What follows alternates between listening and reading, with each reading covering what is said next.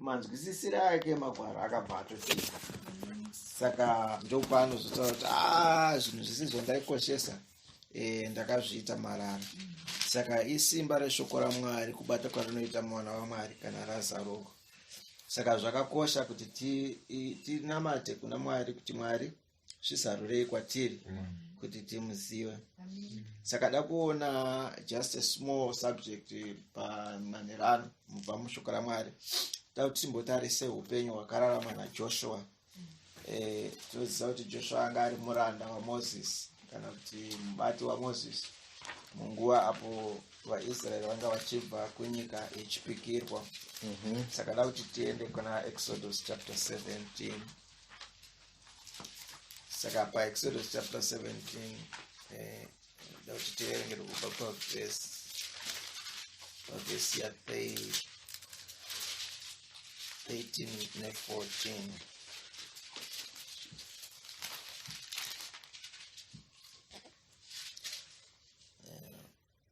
Vhesi ya 13 irengai. Verse 13. Joshua akakunda Amareki navanhu vake neminondo inopinza.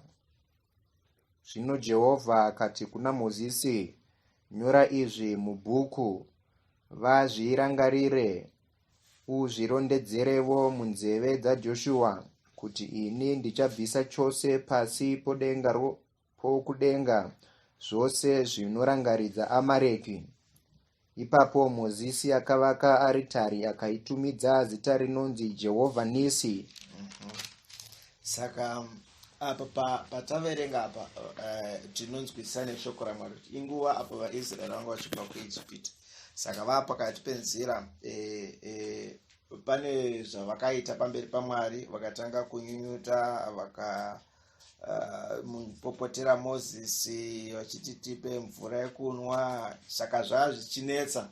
Saka panguva iyi ukama hwavo naMwari hwakanga huri strained nekuti vakanga vatadza pamberi paMwari. Saka patime iyoyo Bible rotanzi vaAmereki vakauya ndokubva vatanga kuvarwisa, vachivarwisa zvichida vakanyatsa kuona kuti panguva iyi vaIsraeri vapa their weakest point. Saka nguva imwe neimwe yaunoita step outside the line yeshoko raMwari, kune mhepo dzinouya dzichiteverera upenyu hwako kuti dzibva dzakuparadza zvachose. Because munofanira kuziva kuti kana Satani achifamba wakaita se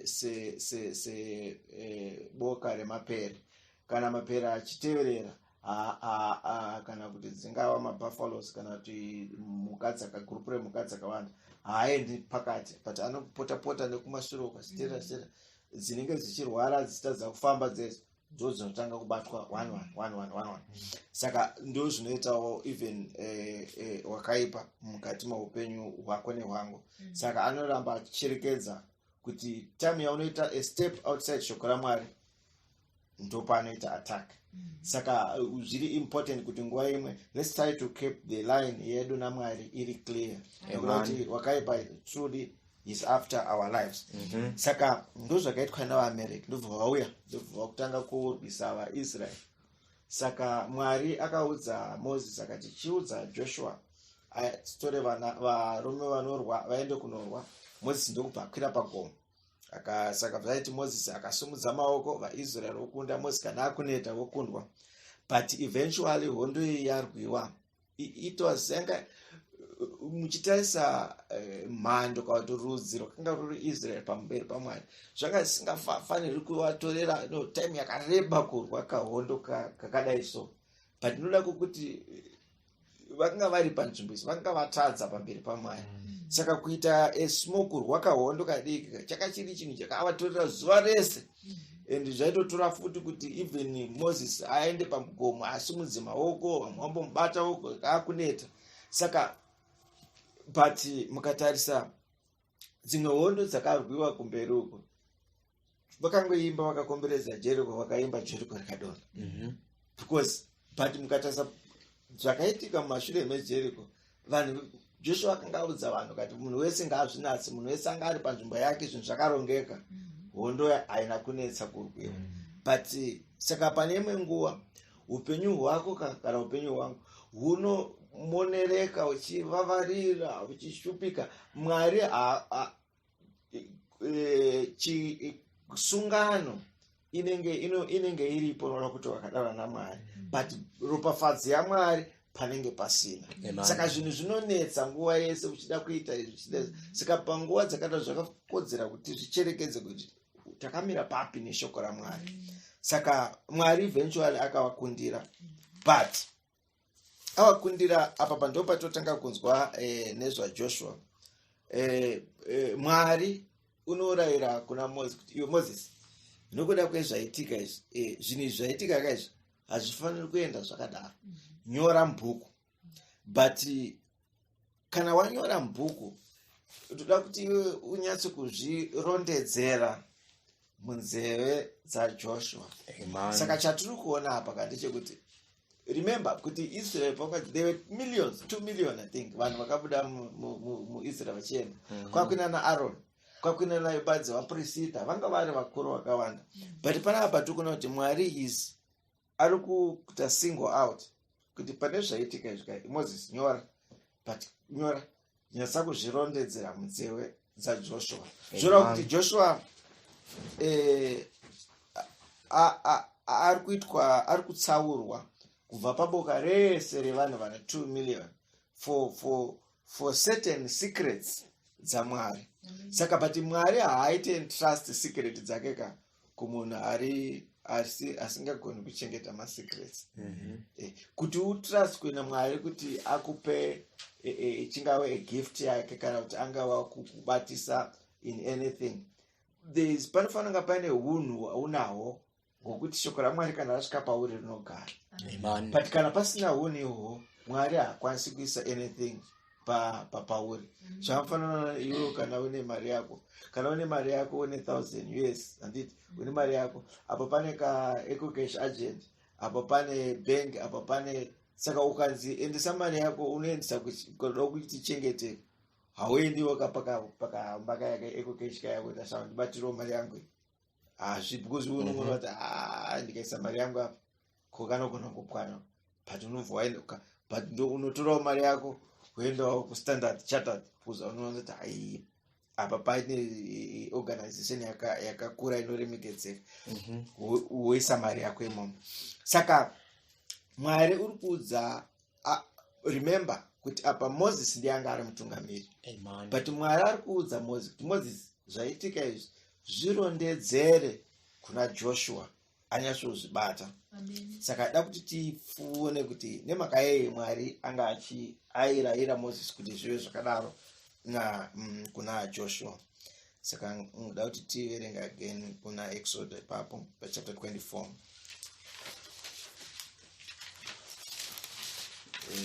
Exodus chapter 24.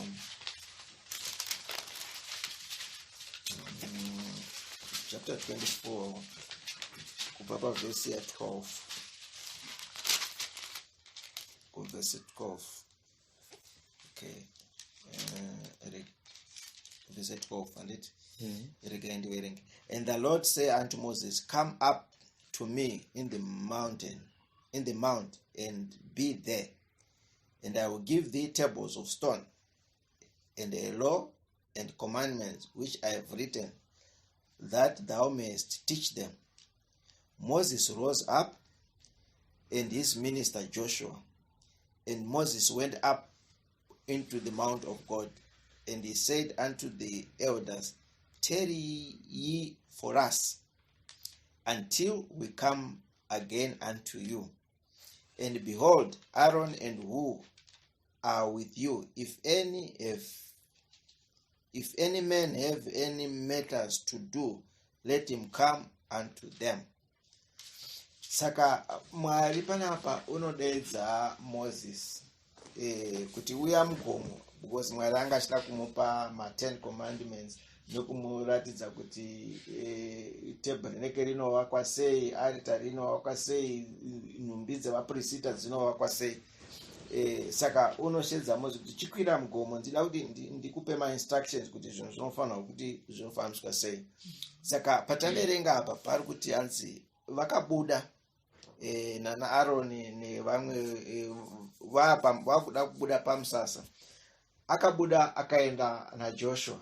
But akuenda naJoshua anoudza kuti isisi, anovaudza vakuru kuti isisi takuenda kugomo naJoshua, takuenda naJoshua kugomo. But Aroni naHuri nevamwe vakuru sarai muri kukembu.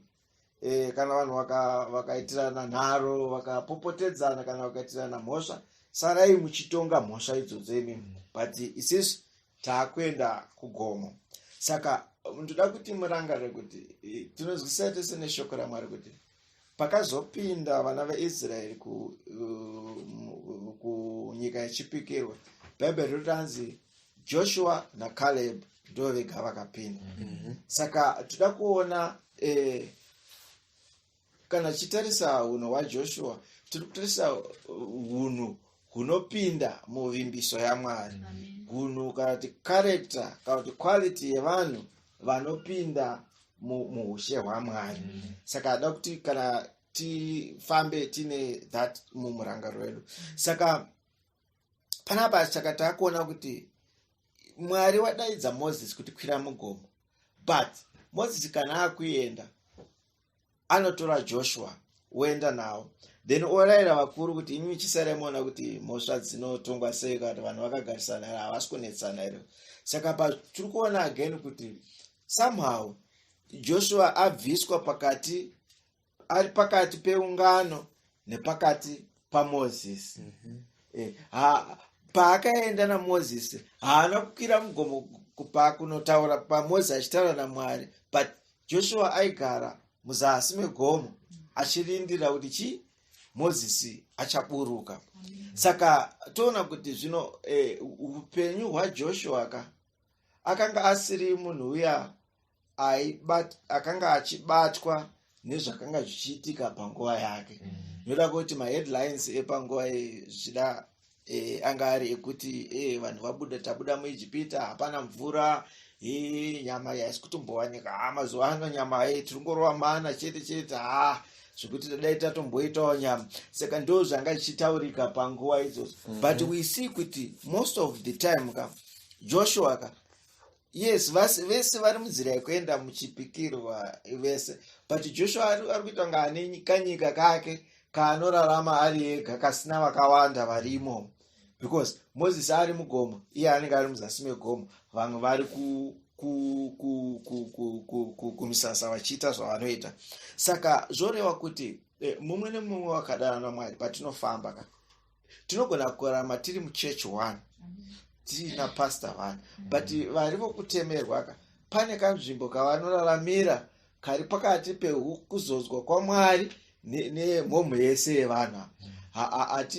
Hauraramiswi muchaonga chinenge zvichingoti zviri kungoitwa nevanhu panguva iyo, but there is a certain place kana pane kanyika kako kaunorarama wega nokuda kwokudanwa nekuda kweshoko raMwari rakajeka mukati meupenyu hwako. Saka izvoreva kuti vana vaMwari tine nzvimbo dzatinogara, vamwe vanoti marealms, vamwe vanoti madimensions. Vanenge vachida kutraya, hazvisi izvo zvazvinoita, but vanenge vachida kungotraya kutsanangura kuti tinogona kunga takagara tese mumba munomu, but zvinobata upenyu hwedu zvakatosiyana.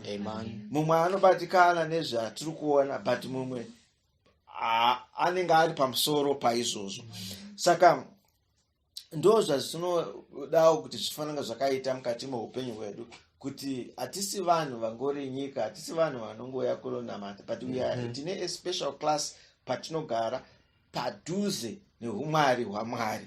Saka Joshua akanga asingadi because akabata akaziva kuti no, kuIjipita Mwari akarayira Moses akati, iwe Moses, iwewe ndiye uchava Mwari, uchava muprofita, then Aaron achava muprofita panzvimbo yako.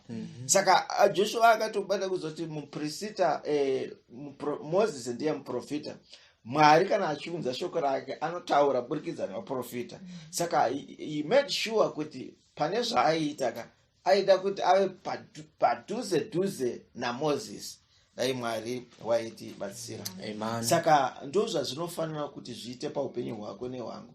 Ngativei vanhu vari pedo neumwari hwaMwari nguva dzose. Even hedu tichienda kubasa, kunyangwe hedu tichienda kuchikoro, kunyangwe tichiita zvatinoita, but ngatisava kure neukuru hwaMwari. Amen. Saka da kuti tiwerenge futi pane chimwe chinhu chada kuti tione kandi pana Exodus chapter 32. Toda kutaura tikuona pamusoro peupenyu hwaJoshua, unhu hwevanhu vanopinda muchipikirwa chaMwari. 32 ndoti mundiverengerwa Exodus chapter 32 ndiverengerwa pavhesi ya14. Saka apo pataona kuti Moses akwira, vaenda vabva kumusasa ndovakwira mugomo. Mwari ari kutaura naMoses. 32 pavhesi ya14. Verengai. Zvino Jehovha akazvidemba pamusoro pezvakaipa zvaakanga achifunga kuitira vanhu vake. Zvino Mozisi akatendeuka akaburuka pagomo ana mahwendefa maviri echipupuriro muruoko rwake. Mahwendefa akanga akanyorwa nhivi dzavo dzose, akanga akanyorwa seri neseri. Mahwendefa iwayo rakanga riri basa raMwari, norunyoro rwakanga ruri runyoro rwaMwari rwakanga rwakatemwa pamahwendefa. Zvino Joshua wakati achinzwa mheremhere yavanhu vanopururudza, akati kuna Mozisi, kune mheremhere yokurwa kumisasa.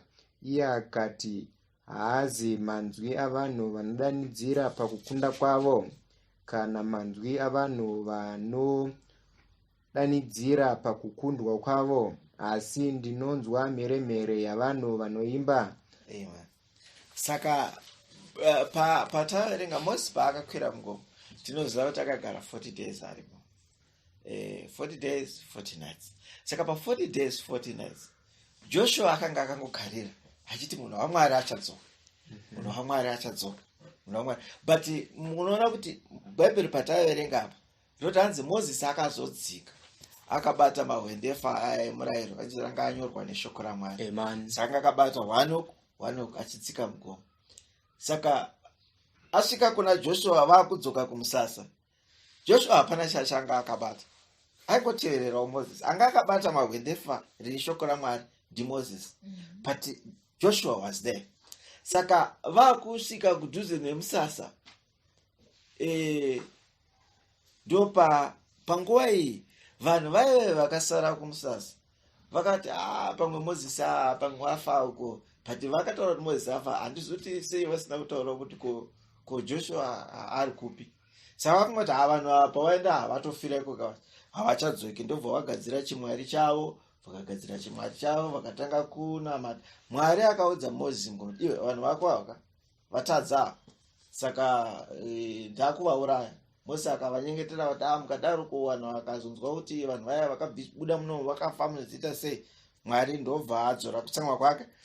Saka Moses already anga akutoziva kuti kumusasa uko hakuna kumira musha. But Joshua wakanga uri utsi. Saka zvoroti yes, kunyangwe kana tichiteverera shoko raMwari kana uchifamba uchishuvira shoko raMwari, hazvirevi kuti unoziva zvese kuti zvive perfect. Pane zvimwe zvinhu zvinokupotsa. But chakakosha ndechekuti kana zvakupotsa wakamira nani. Kana usingazvinzwisisi, hausi kuzvinzwisisa, but uri muenvironment yipi. Saka Joshua ndobva ati kumusasa kune, because I think maybe kuti Joshua anga ari munhu wehondo, anga ari mumurwi, saka maybe zvese zvaingofunga zvanga zvingori zvekurwa. Kazi ndiri kunzwa kumusasa kwaita hondo, kune hondo chete. Moses ndiye akazoti aiwa Joshua, inzwi rauri kunzwa iri kairi harisi inzwi rekukunda kana rehondo, asi inzwi rekuimba. Saka kana nguva yaunenge uri munharaunda dzeshoko raMwari, shoko raMwari rinokudzora richikudzidzisa, Amen. richikuonesa zviri udzamo hwaMwari. Saka munoona kuti pa 40 days dzikaidzi Joshua ari mudhuze naMoses zvakamuseva, zvakamuponesa pachivi chiya chezimpunzo chakanamatwa nevamwe. Amen. Nokuda kuti he was at a certain place panga ari padhuze neupo hwaMwari. Saka zvakakosha kuti iweweka upenyu hwako unogara uri panhaurirano nzipi munyaya dzekunamatwa kwaMwari. Saka nguva imwe neimwe patinge tichirovedza upenyu hwedu pakunamata Mwari, tichiverenga shoko raMwari, tichiimba nziyo dzokurumbidzwa kwaMwari, tichienda kuchechi kunoungana nevamwe, uri kubvisa upenyu hwako munyaya yemusasa. Uri kuenda padhuze nesimba nesosi yesimba raMwari. Saka kana uri ipapo, chances are high that ukakanganisa you get your correction kuti uzive kuti unofanira kuti ufambe papo. But Aroni nevamwe vese sure vakabusa chimupunzo vakagadzira nemaoko avo, they had all the time kuchigadzira neshepi yavaida, vakapfugama vakatanga kuchinamata. Saka mweya wako kuti mweya yedu inorwirwa kubva padzimwe nhamo nemadambudziko anopfuurwa nemaari nevanhu vese venyika ino, nokuda kuti tinochengetwa tiri munharaunda dzeshoko raMwari. Saka kunyange zvoitanga zvisina basa, sezvataona kuti Joshua aingoteerera, anga akataura naMwari ndiMozisi. Mwari anyora murayiro wacho unonzi wakanyorwa nemaoko ake, Joshua anambobata, Mozisi ndiye angakabata. Saka but Joshua aingoteerera mashure. Saka pane zvazvinoita eventually pakupedzisira muupenyu hwako, kuramba uchingowawo pakati pevanhu vanonamata Mwari, kuramba uchiuyawo kuchechi, kuramba uchingoteerera shoko raMwari, kuramba uchirovedza upenyu hwako pazvinhu zvoumwari. Ungasazviziva panguva iyoyo, zvingasashaya zvazvinoita panguva iyoyo, but Mwari pane chaanoisa pamusoro poupenyu hwako nokuda kweupenyu hwakadaro. Saka now panapa, saka chataona kuti automatically kusangogara kumusasa kungoteera Moses zvasevha Joshua pachivi chekunamata zvifana chimupunzo ichi. Saka dai Mwari waitibatsira. Saka but ngatiende takuona futi chimwe chinhu pana Numeri chapter 26. Numeri chapter 26. Ndakuona zvakati tiri kuona unhu hwaJoshua, unhu unopinda unogamuchira chipikirwa. Chapter 26, I think, let me read verse 29.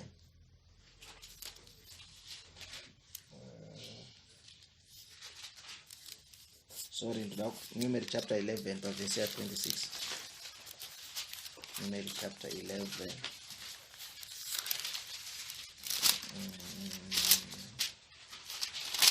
Numeri chapter 11,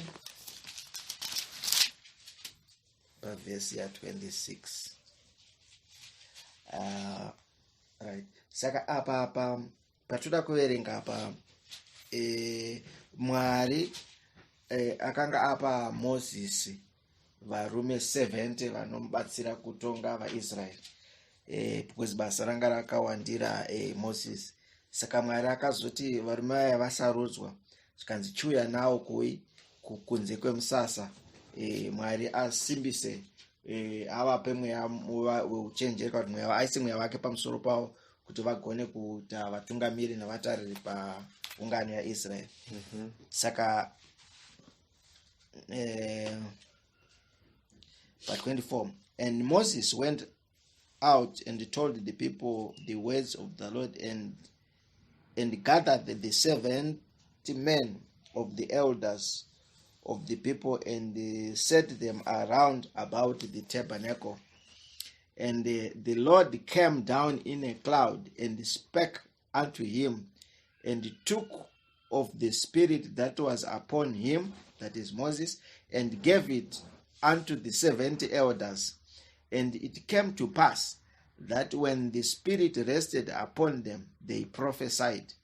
and did not cease. But there remained 2 of the men in the camp. The name of the one was Eldad, and the name of the other Medad. And the Spirit rested upon them, and they were of them that were written, but went not out unto the tabernacle, and they prophesied in the camp. And there ran a young man, and told Moses, and said, Eldad and Medad do prophesy in the camp. And Joshua the son of Nun, the servant of Moses, one of his young men, answered and said, My Lord Moses, forbid them. And Moses said unto him, Enviest thou for my sake? Would God that all the Lord's people were prophets, and that the Lord will put his spirit upon them? Saka Moses atora vanhu 70.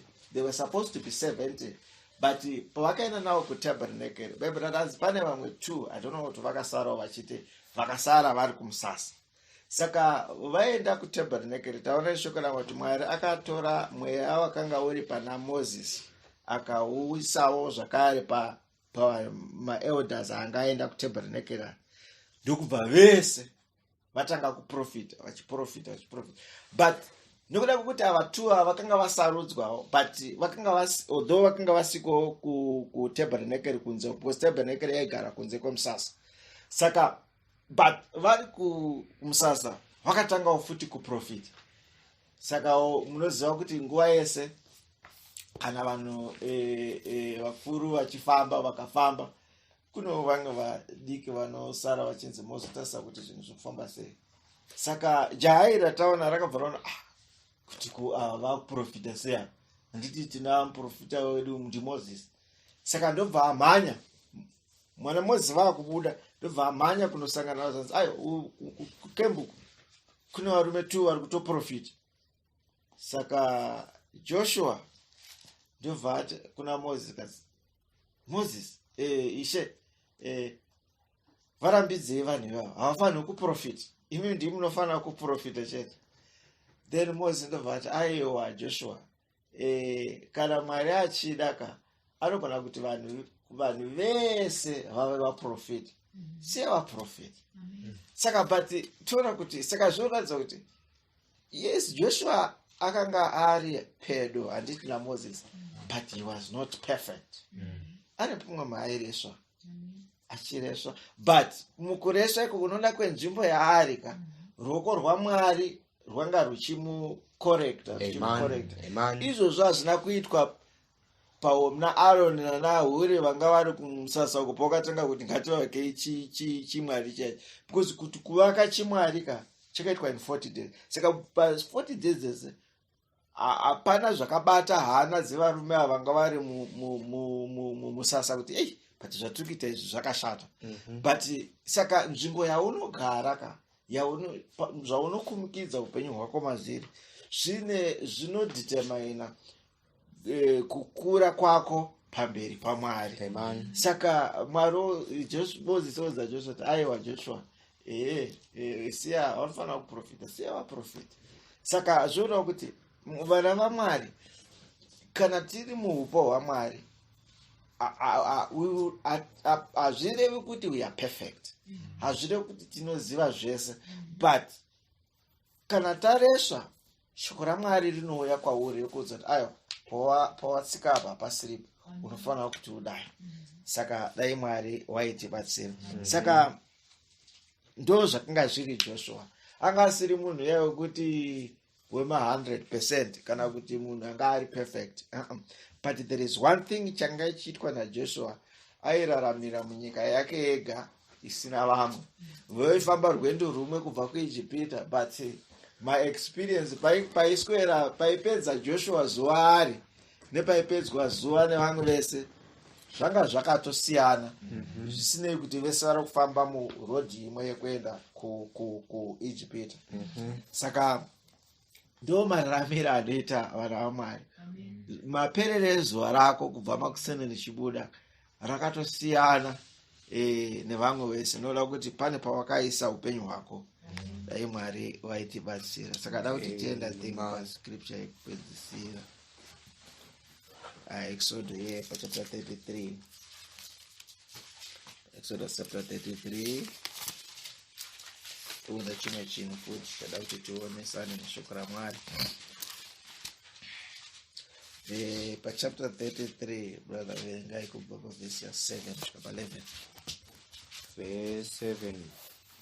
Zvino Mozisi waisitora tende achindoridzika kunze kwemisasa kure nemisasa, akaritumidza zita rinonzi tende rokusongana.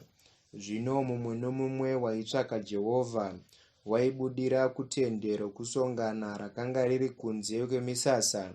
Zvino kwaiti kana Mozisi obudira kutende, vanhu vose vaisimuka vakamira mumwe nomumwe pamukova wetende rake, vakaramba vakatarira Mozisi kusvikira apinda mutende.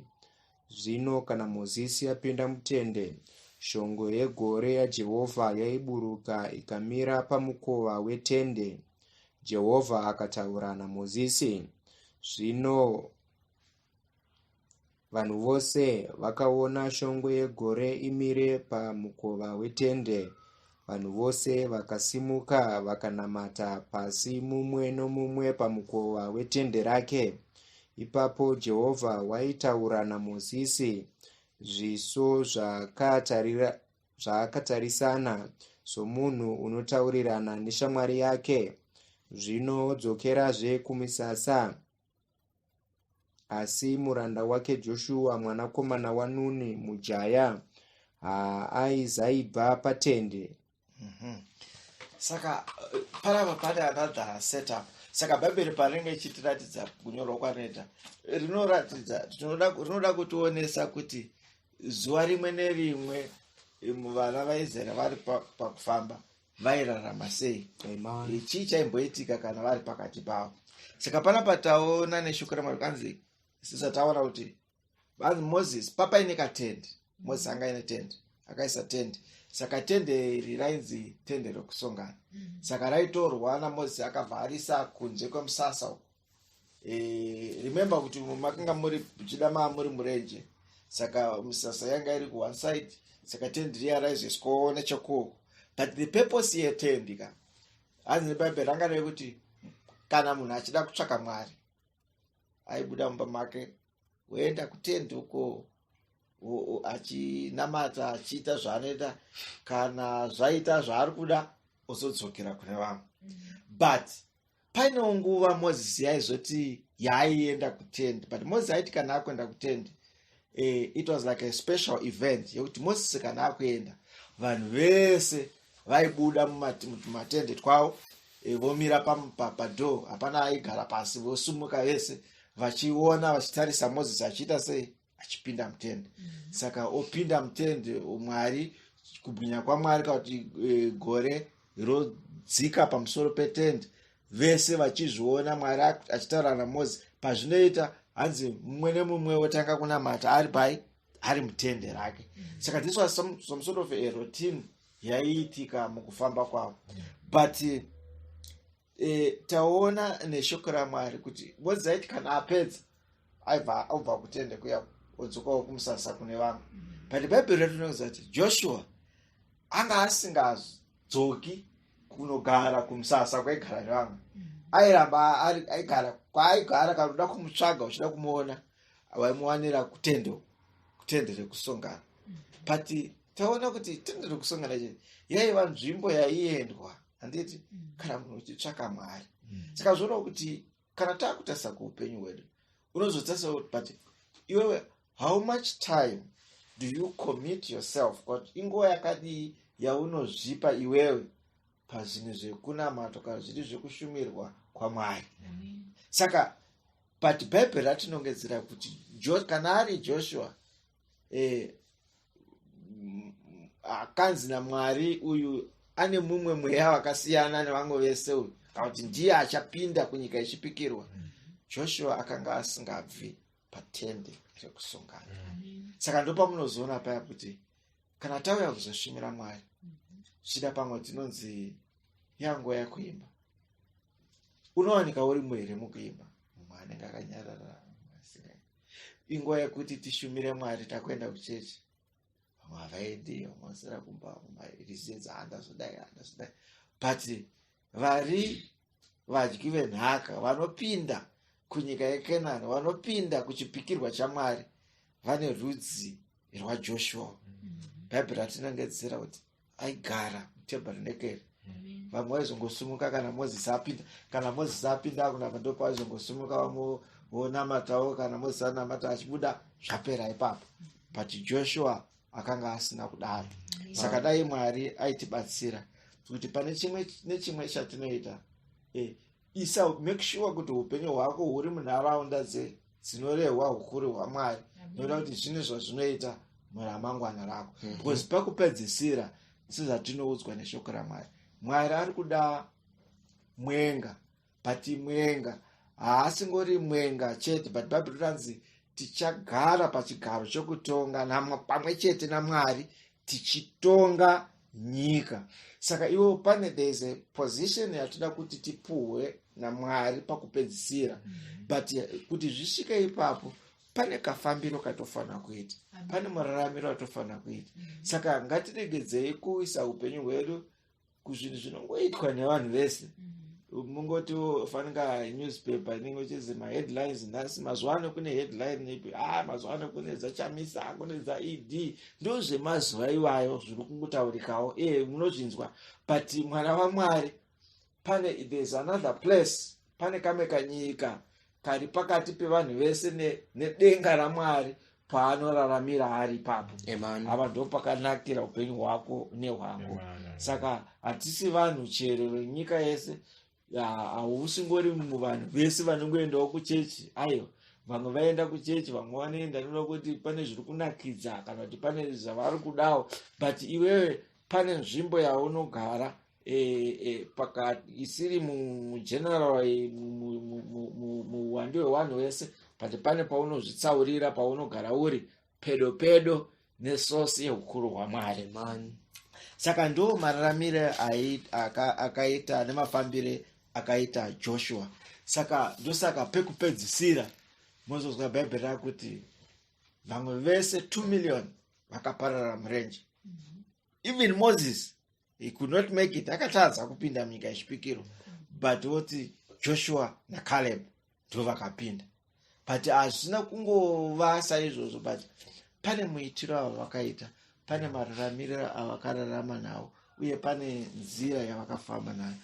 Kana isisi upenyu hwedu huri hwekupinda munyika mutsvene nekurarama kwaMwari, we must fanira kuti tifambewo nenzira yakaita sei.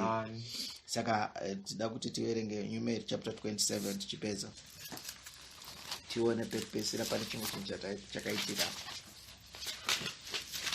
Numeri chapter 27, Numeri chapter 27 verse ya 18. That we read verse 18. We read verse 18 kusvika pa 21. 18. Ipapo Jehovha akati kuna Mozisi, tora Joshua mwanakomana waNuni, murume uno mweya mukati make, uise ruoko rwake pamusoro pake, uise ruoko rwako pamusoro pake, umuise pamberi paEreazari muprista napamberi peungano yose, ugomurayira pamberi pavo, uise pamusoro pake ukuru hwako, kuti ungano yose yavana vaIsraeri imuteerere. Amen. Saka palapa papo kupedzisira pachi. Saka Mwari nguva yese panenge pachiitika zvinhu, Mwari unotarira. Mwari unoona. Nguva yese paunofamba uchiita zvone uchiti, uchishingaira pane zvonoshingira. Bhaibheri ranzi meso aJehovha ari pose pose, achitarisa vakaipa nevakarurama. Mwari hapana chaunoita nokuda kwezita rake chaasingakupi mubayiro wacho, kana kuti chaasingarangariri. Saka panguva iyi anzi Mwari wakataura kuna Mozisi, iwe Mozisi, now pane zvandoda kuti uite, shedza Joshua. Ndoda kuti isa ruoko rwako pamusoro pako, which means Mwari anga kuzodza kuisa chizoro pamusoro paJoshua. Akati enda naye pamberi paElieza. Elieza ndanga ari muprista. Elieza anga ari muprista mwana wa Aaron. Saka ndiyanga ari I think maybe Aaron anga afa. Maybe Elieza ndanga muprista mukuru. Chikanzichena naye pamberi paElieza. Then kana maenda pamberi paElieza ari muprista. Isa ruoko rwako pamusoro pake une pamberi peungano. Saka iko zvinezi panga pasisiri yanga isiri nyaya yekugara kutende. Vakamutora ndobva vamusa pamberi pemuprista mukuru, ndobva vaenda pamberi pemusasa vanhu vese vachiona.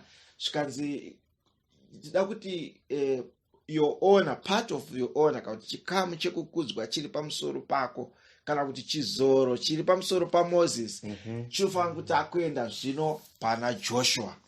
Saka uzvira kuti Mwari now akusimudza Joshua. Ndo patinoimba paya pichiti humble yourself before the Lord, he will lift you up. Saka zvinoitwa nokuda kwokuti pane nzira Joshua yaakafamba nayo, pane upenyu hwaakararama, pane mafambiro aaita. Haana kunga ari paitwa nharo nanaKora nanaDhatani pachivaka zvimufananidzo. He was not part of those things. Although zvinhu zvese zvaitika hazvo muboka ravo, but anga aine kamwe kaisland, anga aine imwe dimension yaanga achiraramira mairi. Saka ndo zvinoitawo zvida pamwe vaitombomutaza kuti uyu mukomana akaita seko, abatirane nevamwe, pamwe anongoramba achiteerera nekadhara, anofunga kuti zvinozomuita sei. But pane shoko raMwari parinoda kutisvitsa, noda kuti Mwari ane ramangwana rake raakaita pamusoro poupenyu hwako. Saka Mwari anenge achikutarira zuva rimwe nerimwe paunenge uchifamba achikugaida. But zvakakosha like taona kuti ngatiregedzei kubva mutende rekusongana, ngatiregedzei kubva muzasi megomo. Of course sometimes zvinotora 40 days takangomirira pasina chiri kuitika, but let's be patient. Mwari unoziva zvakafanira upenyu hwako. Maybe you pray, pane chauri kushuvira pamberi paMwari, unamata zvisikuitika. Let's be patient and be faithful pane chatakadanhwa pachiri. At the appointed time, Mwari will come down and meet you there. Even sometimes paya tinotsvedza tokanganisa apo. That's not the end of the world. Mwari ane purpose pamusoro poupenyu hwako. Saka Moses aizvona kuti aiwa Joshua, inzwi harisiri vanhu rehondo, inzwi rekuimba. Taura itorai ndazvinzwa. Wofamba kuti vanhu ngavastopei vanhu hafanira kutaura. Aiwa Joshua, kuda kwaMwari kuti vanhu vese vanofanira kuprofita. Zviri right izvo. Haura itorai ndazvinzwa. Saka ndomafambiro atinoita pamberi paMwari. But chakakosha hama, ngativei pedo munharaunda dzinorehwa ukuru hwaMwari. Saka kuya Mwari akaudza Mose akati iwe zvinhu zvaitika izvi zvirondedzere Joshua azvinzwe, because Mwari aiziva kuti pamberi apo Mwari uchaitei, chii chachazoda pamusoro peupenyu hwaJoshua, kuti chii Joshua chaanofanira kuti azomira pachiri. Saka Joshua azova mutungamiri aifanira kuziva kuti utungamiri hwatapuhwa naMwari chii zvakamboitika munhoroondo zvinofanira kuti zvizadzikiswe, because Bhaibheri rakanga rataura kuti Amereka anofanira kuti afe zvachose. Saka dai Mwari waitibatsira tiise upenyu hwedu nguva yose munharaunda dzeshoko raMwari, kuti Mwari atisimbise nokutifambisa zvakafanira nguva dzose. Ngatiregei kuneta kana zvinhu zvisiri kufamba zvakanaka, kana tisiri kunzwisisa, but ngatirambe takabatirira pashoko raMwari, tichiremekedza kutungamira kwaMwari, tichiremekedza kuungana kwedu. Hama, panguva yakafanira shoko raMwari richazoya pamusoro pako richiti right, ndoda kuisa kukudzwa kwangu pauri, nokuda kwokuti Mwari anenge avimba newe, uye ndozvinotipa unhu hwekupinda munyika yechipikirwa. Ishe akurumafadze. saka we'll just sing one chorus then I pray then tosvika pakupedza. Amen. Amen. Ambo yose